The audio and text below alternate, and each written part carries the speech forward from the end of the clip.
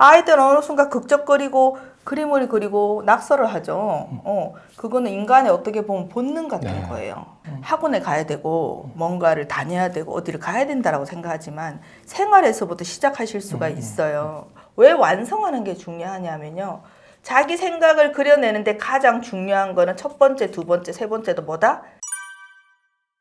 안녕하세요, 콩나물맘 여러분. 콩나물쌤 전병규입니다. 오늘은 콩나물쌤이 나서서 물어봐드리는 콩나물 인터뷰 시간인데요. 영 렘브란트 미술학원의 대표이신 오은정 대표님 모셨습니다. 네, 안녕하세요. 미술교육 사업을 시작해서 지금 18년 동안 아이들을 가르치고 있는 미술교육회사 대표 오은정입니다. 반갑습니다. 사실 직접적이든 간접적이든 미술을 직업으로 삼는 사람은 그렇게 많지 않잖아요. 네, 그렇죠. 그런데 우리는 이제 초중고 다니는 시절에 미술을 다 배웁니다. 네. 미술을 도대체 왜 배워야 하는 걸까요? 그 미술을 배운 아이와 잘 배운 아이와 잘 배우지 못한 아이, 어떤 차이가 있다고 생각하세요? 사실은 우리 정도 나이대가 되고 성인이 됐을 때는 그림을 그리는 사람과 그리지 않는 사람이 구분되어 있습니다. 네. 미술을 하는 사람은 보통 전문가이고 화가이고 그다음 내가 어떤 직업을 갖고 있거나 이렇습니다. 그런데 아이들은 그림을 그리는 아이와 그림을 그리지 않는 아이가 구분되어지지 않고 24개월 전후로 해서 모든 아이들이 낙서를 시작하고 그림을 그리죠. 그러니까 어른이 그림을 그린다의 개념과 아이들이 그림을 그린다의 개념은 완전히 다른 개념이에요. 아이들은 삶과 생활과 문화와 내 삶에서 즐거움이 그냥 미술과 바로 다 연결이 돼 있다라는 거고요. 아이들은 어느 순간 극적거리고 그림을 그리고 낙서를 하죠.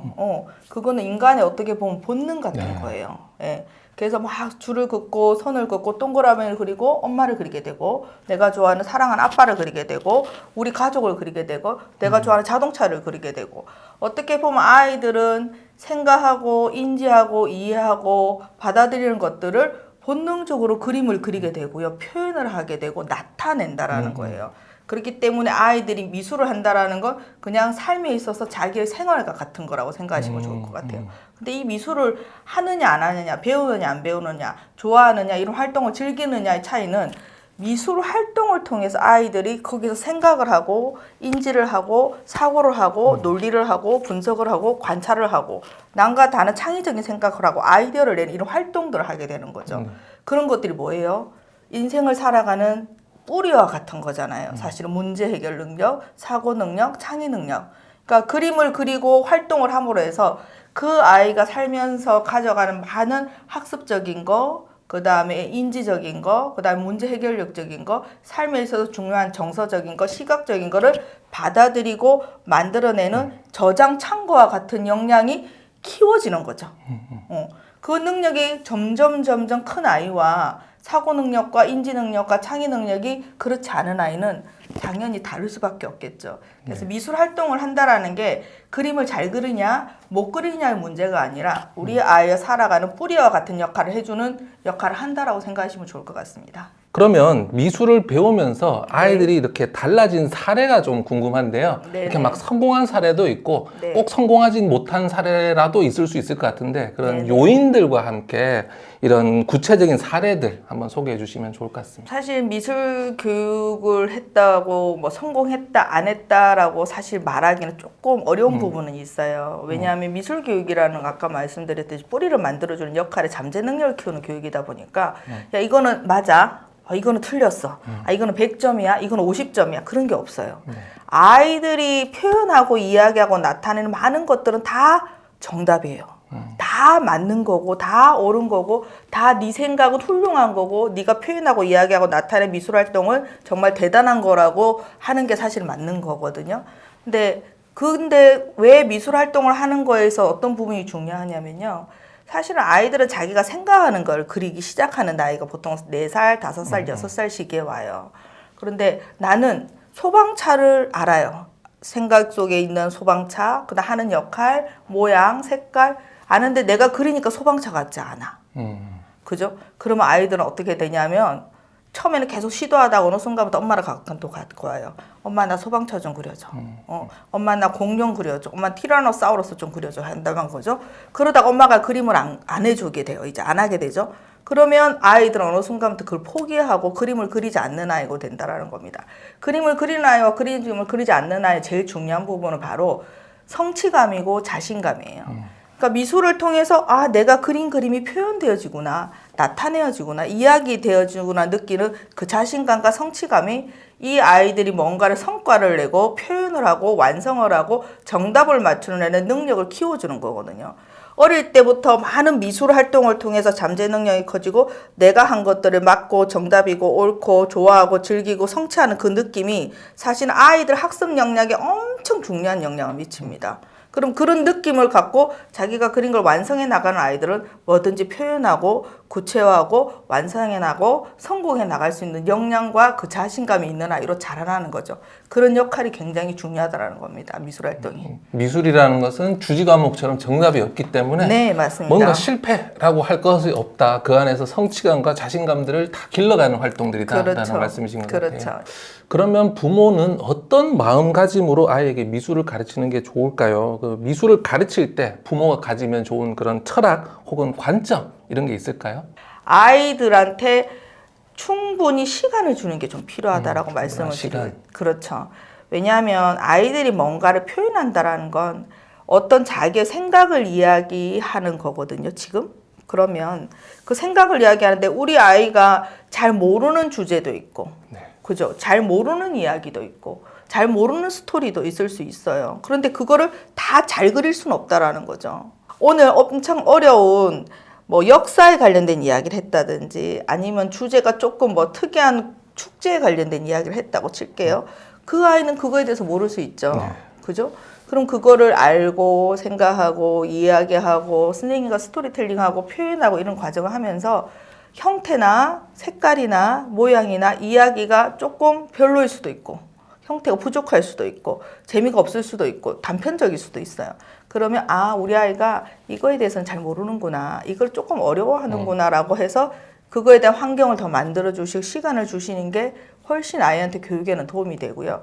그런 것들이 쌓이고 쌓이면서 다양한 주제와 다양한 생각과 다양한 창의적인 활동이 그 아이한테는 잠재 능력이 키워지는 거라고 보시면 되고, 지금 당장 결과물만 보고 완성된 그림만 보고 판단하는 거 조금 자제하시고 기다려주고 환경을 만들어주고 사고하게 해주고 시간을 주는 게 좀 필요하지 않을까라고 생각합니다. 사실 미술 교육이나 미술 활동을 하는 것들을 꼭 어머님들은 학원에 가야 되고 뭔가를 다녀야 되고 어디를 가야 된다라고 생각하지만 생활에서부터 시작하실 수가 있어요.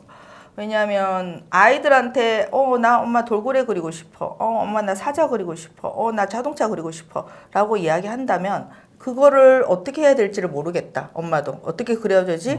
그러면 그거에 관련된 여러 가지 책도 있고 사진도 있고 그 다음에 뭐 만화도 있고 영상도 있고 그다음 집에 있는 여러 가지를 것들을 활용해서 아이한테 보여주고 관찰을 하게 하고 표현해보게 하는 게 굉장히 도움이 됩니다.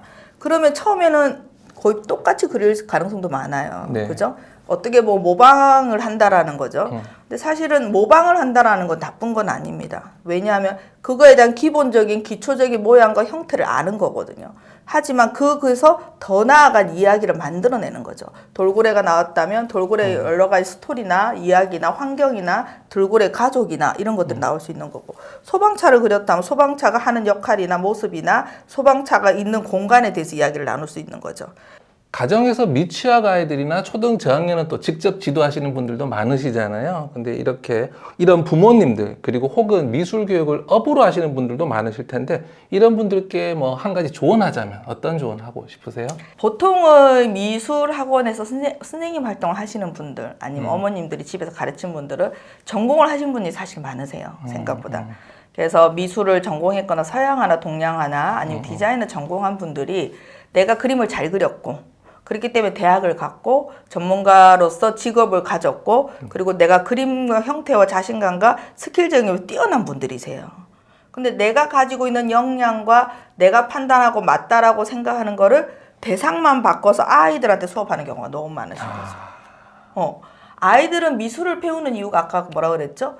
다르다 그랬어요. 네. 그죠?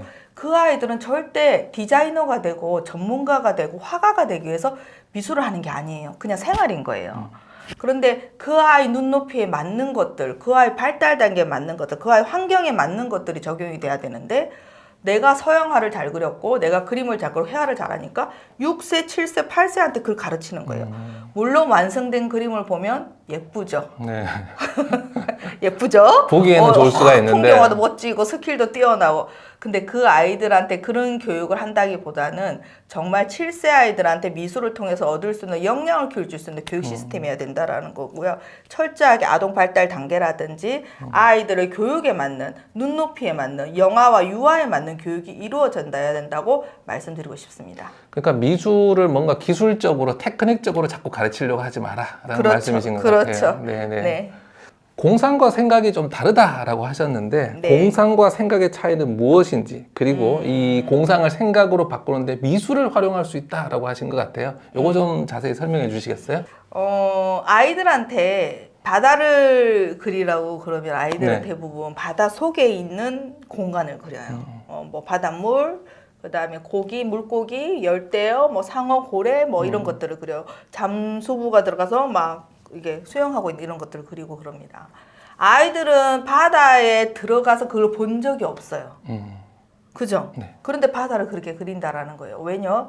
자기가 좋아하고 생각하고 인지하고 이런 것들을 그린다라는 겁니다. 아이들은 5세, 6세, 7세, 8세 정도 아이들은 그렇게 그리고요. 네. 눈에 보이는 걸 그릴 수 있는 아이들의 단계는 10세, 11세, 12세, 13세가 됐을 때 공간, 구도, 명암, 앞에 있는 거와 뒤에 있는 거, 스킬적인 거 표현할 수 있는 아이들로 자라나는 겁니다.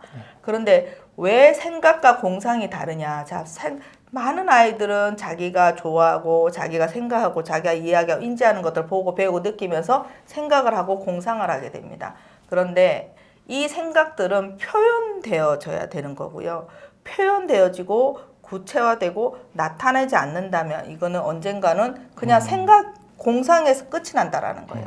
공상과 생각의 차이는 표현되어지느냐, 구현되어지느냐, 나타내지느냐, 이야기되어지느냐의 차이입니다. 그러면 이 공상을 좀 더 생각으로 만들기 위해서 우리 네. 미술을 어떤 식으로 활용하고 할 수 있을까요? 아이들이 자기가 생각하는 것들이 있고 인지하는 것들이 있으면 보통 그거를 구체화하는 가장 본능이 가장 시작되는 단계가 아까 좀 전에 말씀드렸던 낙서예요. 24개월 전후에서 낙서를 하다가 어느 날 동그라미가 나와요. 동그라미가 나오면 아이들이 제일 먼저 하는 말이 뭘까요? 이거 엄마야. 자기는 이제 상상을 하면서 그렇죠. 네. 엄마가 앞에 있지만 엄마 네. 앉아봐. 엄마 내가 보고 그릴게가 아니라 그냥 네. 그리면서 엄마 이거 엄마야 그래요. 네. 왜? 가장 태어나서 나한테 먹을 걸 주고 나의 가장 가까이서 주고 나의 가장 사랑해주고 내 머릿속에 가장 많이 인지된 사람이 누구예요? 엄마이기 때문에 낙서와 동그라미를 그리면서 가장 먼저 나타내고 이야기하는 게 엄마라는 겁니다. 자, 그러면 우리 아이가 좋아하는 어떤 자동차, 좋아하는 식물, 동물, 곤충, 내가 좋아하는 어떤 환경, 우리 가족, 내가 좋아하는 놀이터, 장난감 이 많은 것들을 생각하고 이야기하고 그 다음에 사고하기 시작한다면 그거를 표현하면서 아, 내가 생각한 게 맞구나라고 여겨지는 거고요. 미술 활동이라는 건 관찰력에 굉장히 중요한 역할이 있습니다. 어떤 것들을 관찰을 하고 모양을 이야기하고 형태를 알게 되고 사고를 하는 것들을 면밀히 관찰하고 하면서 그게 형태력으로 옮겨지게 되고요. 형태력으로 옮겨진 것들이 표현되어지면서 내가 성취감을 갖는 거죠. 자, 그런데 우리 아이가 언어를 알고 단어를 알고 기호를 알고 문자를 알기 시작하면 내 생각을 뭘로 표현하게 될까요? 글로, 말로. 그렇죠. 네, 그렇게 언어로. 된다라는 거죠. 네네. 내가 내 생각을 표현하는 바로 첫 번째가 그림이고요. 그 그림이라는 활동은 관찰력과 형태력과 그다음에 표현하는 능력에 엄청난 연관관계가 있는 거죠. 사실 아이들은 그림으로나 미술로만 표현하는 게 아니고요. 말로도 표현을 하고요. 몸으로도 날 표현해요. 저희 아이 같은 경우는 하루 종일 뛰고 공을 차고 돌아다니고 자전거를 타면서 나를 표현하더라고요. 네. 절대 그림을 안 그리더라고요. 네. 근데 그림을 그리면서 나를 표현하는 아이와 몸으로 나를 표현하는 아이, 말로 나를 표현하는 큰 차이가 있어요. 뭔지 아세요? 뭔가요? 흔적이 안 남잖아요. 말과 몸은 그냥 지나가는 거지만 그림으로 나를 표현되고 완성되어진 건 흔적이 남아요. 흔적이 남는다라는 건 어떻게 보면 내 눈으로 확인할 수 있죠. 아, 내 생각이 맞구나. 그로부터 남으로부터 평가되어지죠. 솔직히 말하면. 그죠? 잘 그렸네. 와, 자동차 같대. 돌고래 같은데? 그림 너무 이쁘다. 라고 보여주면서 나타내면서, 아, 어떤 마음? 자신감, 성취감을 갖는 거고요. 우리 프로그램 자체가 보면 사실은 시작을 하면 끝까지 다 완성하게끔 해요. 그게 80분 정도 6세 아이 수업을 하는데 왜 완성하는 게 중요하냐면요. 자기 생각을 그려내는데 가장 중요한 거는 첫 번째, 두 번째, 세 번째도 뭐다? 자신감이에요. 아이한테 잘 그려? 이렇게 그려야 돼? 너 너무 잘할 수 있어. 라고 한다고 잘 그리는 게 아니에요. 내가 할 수 있다라고 느껴지는 자기 마음이에요. 그렇기 때문에 그 성취감을 갖는 게 중요하고 표현되어지는 것들, 생각과 공상의 차이는 바로 구현하느냐, 표현하느냐, 나타내느냐 그런 거라고 생각하시면 됩니다.